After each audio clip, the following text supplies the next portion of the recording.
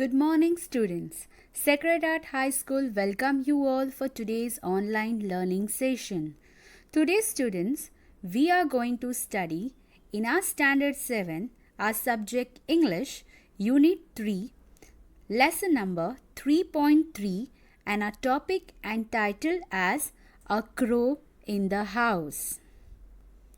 A Crow in the House is written by Ruskin Bond. His story revolves around his love for nature.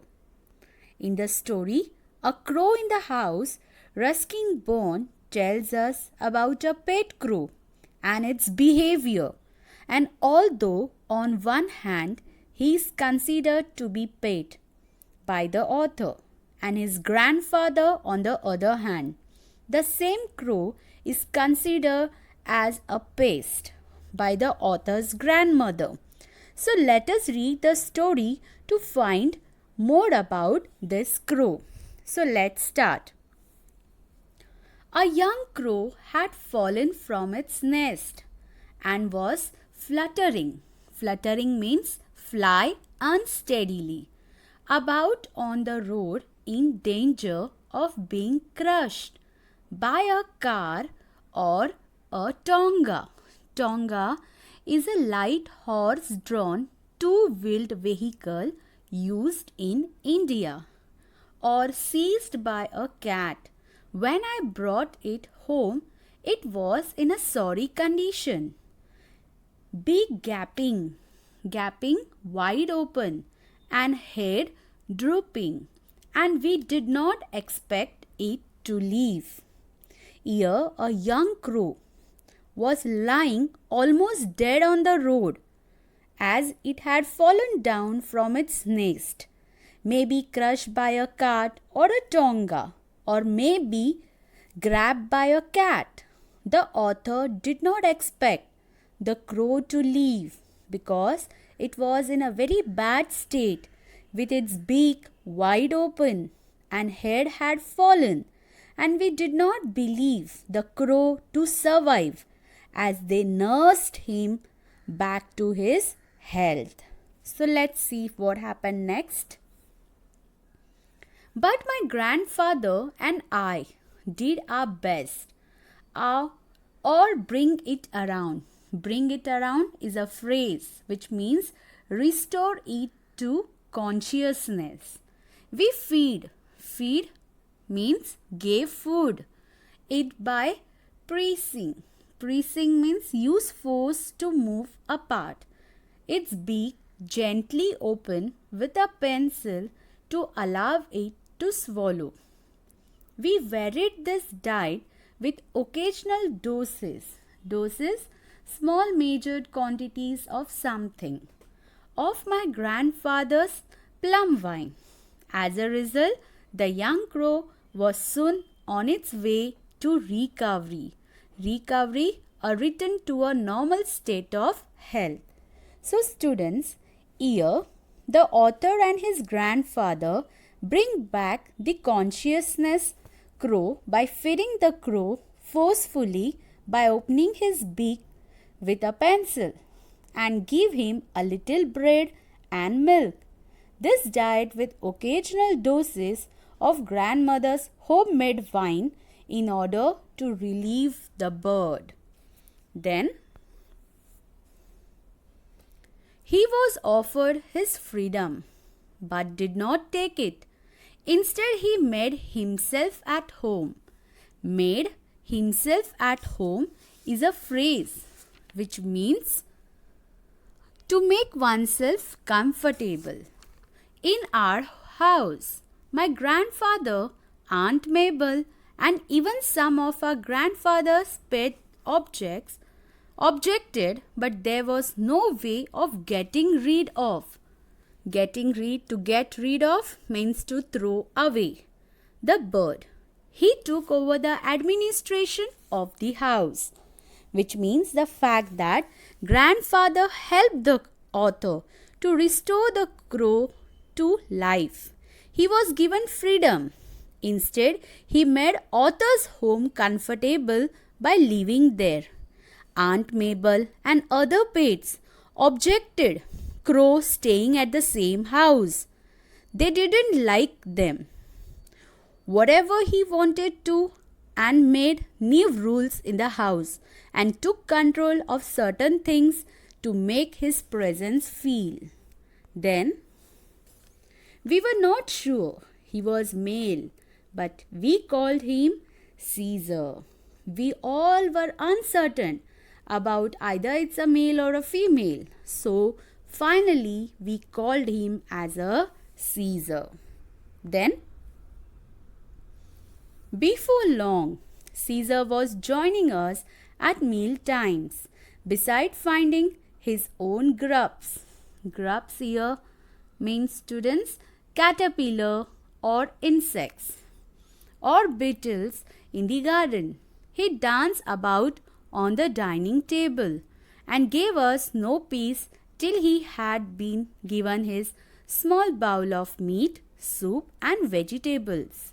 He was always restless. Fidgeting means to make small nervous movement of hands and feet. About investigating. Investigating, exploring things. So soon he became the master of the house. Caesar ate insects or beetles from the garden and was fidgeting. He would eat with them at the dining table. Beside this, he also had given a small bowl of a meat, soup and vegetable. He was always uneasy and he wanted to explore the new things. Then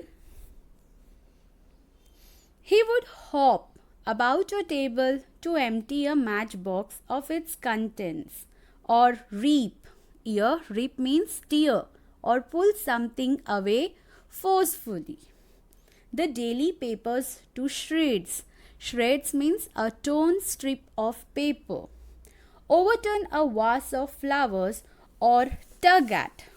Tug at, it's again a phrase which means to pull something hard. A tail, at the tail of once of the dog. That crow will be the ruin of us. Means it's a phrase which means will be the cause of our destruction or our unhappiness. Grumble. Grumble, students, which means complain about something in a bad temper. My grandmother, picking marigolds off the carpet. Can't you keep him in a cage? So here the Caesar turned the house into mess by fidgeting with things like empty the matchbox, tear or torn strips of paper, overturn flower vase or tug at tail of one of the dogs. Grandmother was unhappy about Caesar's mischievous behavior and told the author to put him in a cage. Then we did try putting Caesar in a cage, but he became so angry and objected with such fierce, which means violent and aggressive, carving and flapping,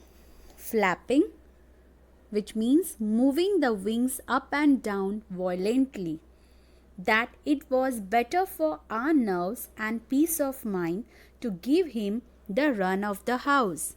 The run of the house is a phrase which means full freedom to do what one wants in the house. He did not show any inclination, which means wish or desire, to join the other crows in the banyan tree. So here, when the writer put Caesar in a cage, he extremely cried and moved his wings up and down violently, that they thought that for their own peace of mind it was best not to cage him and give him freedom to do whatever he wants to do in the house.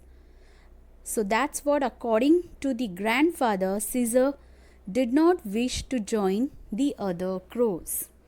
Next,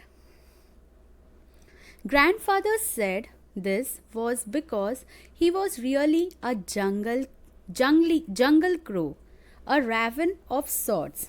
Raven, which means a large crow with mainly black feathers. Of sorts, and probably felt contempt. Contempt, which means showing disregard towards ordinary carrion crows. Carrion crows are crows feeding on dead or flesh and other garbage. But it seems me to that Caesar, having grown used to living with humans on equal terms, had become snobbish. Snobbish, which means to consider oneself to be superior to others, and did not wish to mix with his own kind. So, according to grandfather, Caesar did not mingle with other crows because he was a jungle crow and looked at ordinary crows with expressing a deep hatred towards them. He could not mix with other crows. Maybe he had become very superior after living with humans on equal terms. Then he could even squabble.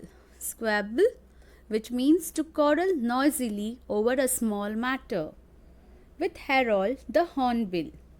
Perching on top of Harold's cage, he would peck to bite with beak at the big bird's feet, whereupon Harold would swear and scold and try to catch Caesar through the bars. Now Caesar on one hand is a very snobbish and misbehavior crow. Caesar could often quarrel with Harold the Hornbill. He would sit on Harold's cage and bite with his beak at Harold's feet. Poor Harold could not come out of the cage to catch him. So he would try to catch Caesar through the bar and scold him in his own language. So that's what, students, we studied in the part. Now we come to an end of our part 1. I hope you all enjoyed today's lecture. Thank you. Take care and God bless you. See you to the part 2.